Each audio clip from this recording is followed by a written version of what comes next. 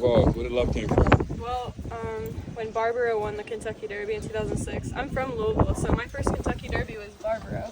Wow. And I was here with my mom, and when I seen him training in the morning, I was just like, wow, I really want to ride racehorses one day, because it was so cool. And I just kind of grew up and drove towards that, all through high school. And the day I graduated, I got a job on the backside, and that's how I started. I see that you just love the horses. And Love them. Can you talk about that? Everything. I mean, they provide me a life and a roof over my head, and they take care of me. If we didn't have these horses here, I don't know what I would do, because I fell in love with them at such an early age and wanted to make it in a career. And working with horses, it can be really hard. It's really hard to make money doing it, but this industry provides a job for so many people. So I care about the horses so much.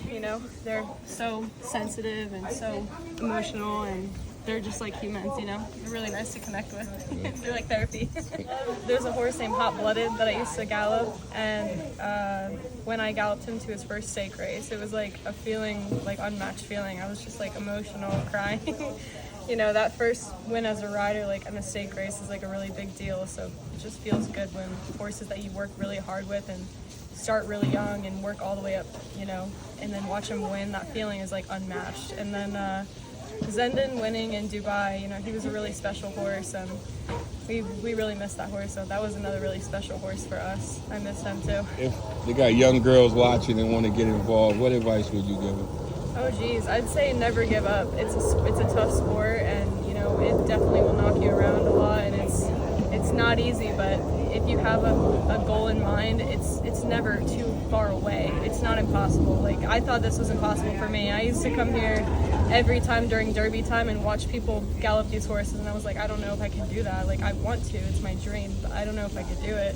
And this is my first time galloping at Churchill here, so it's like 6 years later.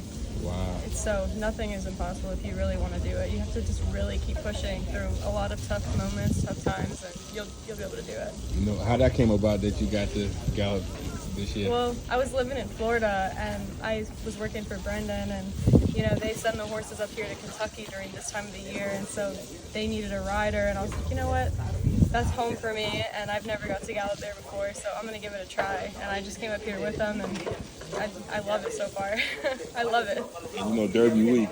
I'll tell you what, that feeling of passing around the other side on the front, like by the wire when we turn our horses in, and there's a bunch of kids and fans and people smiling, that's like the most exhilarating feeling ever. I got like chills my first day when I saw that, because that used to be me in the stand. I was like watching those people ride, and I was like, I want to do that so bad. And just seeing how excited they are to see horses is just like makes you feel so good that the sport really is still alive. So I love Derby week for that. I love seeing like all the people, and it's just like feels like a spotlight when you have so many people eyes on you.